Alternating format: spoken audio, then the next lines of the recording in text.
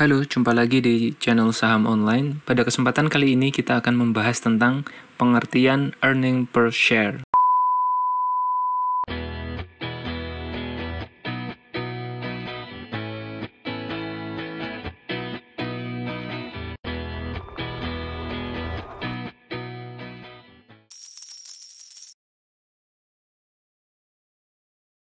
Setiap perusahaan, terutama yang telah go public, tentu dituntut untuk memiliki kinerja yang andal, sehingga mampu menghadapi persaingan global. Kinerja tersebut tak hanya sekedar yang bersifat manajerial saja, tetapi juga finansial. Kinerja finansial perusahaan seringkali menjadi dasar pertimbangan bagi para investor dalam menentukan pilihan investasi. Salah satunya dilihat dari faktor earning per share atau EPS. Apa itu earning per share? Earning per share atau EPS atau yang disebut juga sebagai laba per saham merupakan rasio keuangan yang mengukur jumlah laba per C yang diperoleh per lembar saham yang beredar. EPS ini merepresentasikan jumlah uang yang akan diterima oleh para pemegang saham atas setiap lembar saham yang dimilikinya saat pembagian keuntungan saham yang beredar pada akhir tahun.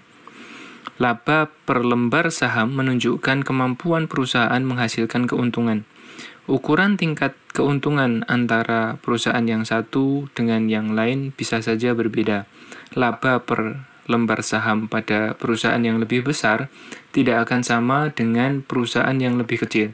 Bisa jadi laba per lembar saham pada perusahaan yang lebih kecil justru lebih tinggi daripada perusahaan skala besar. Hal ini disebabkan oleh jumlah saham yang beredar pada masing-masing perusahaan. Semakin banyak jumlah saham yang beredar akan mempengaruhi tingkat atau besar laba per lembarnya. Sebab keuntungan perusahaan akan dibagikan ke seluruh lembar saham yang diterbitkan oleh perusahaan yang bersangkutan. Jadi, tingginya laba per lembar saham pada suatu perusahaan tidak selalu menunjukkan kinerja lebih baik dibandingkan dengan perusahaan lain. Sebab tinggi rendahnya tingkat laba per lembar saham dipengaruhi oleh jumlah saham yang beredar. Namun, prinsip umumnya adalah semakin tinggi earning per share perusahaan, maka semakin menguntungkan untuk berinvestasi di dalamnya. Nah, earning per share ini dihitung dengan mengurangi laba bersih dengan dividen preference, kemudian membaginya dengan jumlah saham biasa yang beredar pada akhir periode. Adapun rumus perhitungan earning per share dapat diformulasikan seperti yang terlihat pada layar, yaitu laba per share sama dengan laba per saham maksudnya sama dengan laba bersih dikurangi dividen preference ya dibagi jumlah saham yang beredar pada akhir periode. Nah, dari rumus tersebut tampak bahwa dalam perhitungan laba per lembar saham tidak memperhitungkan dividen dari saham preference, sehingga dikeluarkan dari laba bersih yang diperoleh perusahaan. Sebab earning per share hanya mengukur pendapatan yang tersedia untuk para pemegang saham biasa.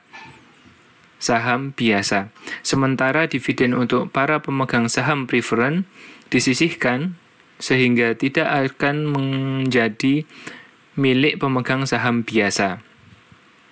Dari rumus earning per share tampak bahwa perhitungan laba per lembar saham seolah sederhana.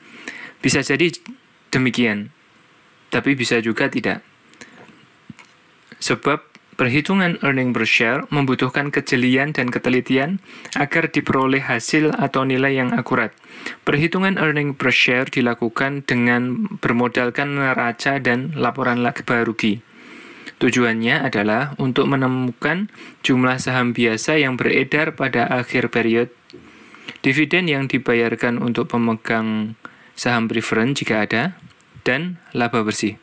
Berkenaan dengan hal tersebut, perhitungan earning per share akan lebih akurat jika menggunakan jumlah rata-rata tertimbang saham biasa selama periode pelaporan. Karena Jumlah saham bisa saja berubah seiring berjalannya waktu. Pada umumnya, perhitungan earning per share didasarkan pada laporan keuangan akhir tahun. Kenapa?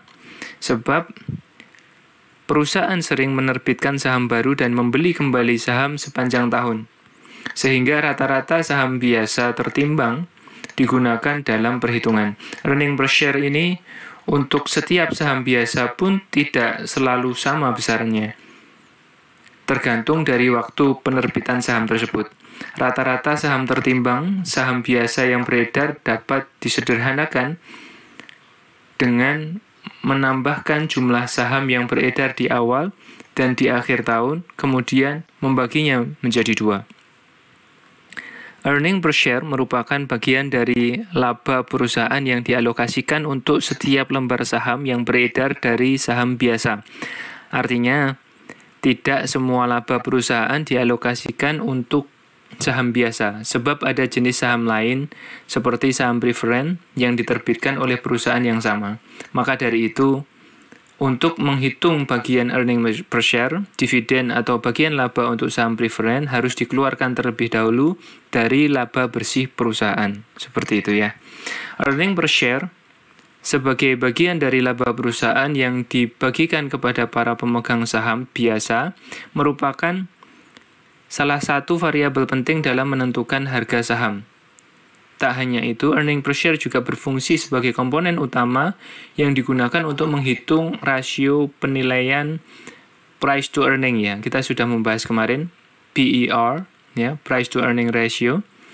Nah, pembagian harga saham perusahaan dengan laba per lembar sahamnya dapat memberikan informasi yang bermanfaat bagi investor dalam melihat dan menganalisis nilai suatu saham. Informasi tentang nilai earning per share suatu perusahaan juga menjadi indikator yang dapat digunakan para investor dalam membeli saham berkenaan dengan pemilihan investasi yang tepat dan menguntungkan. Membandingkan earning per share secara absolut mungkin tidak memberikan banyak arti dan manfaat bagi para investor, sebab pemegang saham biasa tidak memiliki akses langsung ke pendapatan laba yang diperoleh perusahaan. Sebagai alternatif lain, investor bisa membandingkan earning per share dengan harga saham untuk menentukan nilai labanya. Secara nilai, earning per share umumnya memang kecil karena dihitung untuk setiap lembar saham. Namun, investor atau pemegang saham tertentu,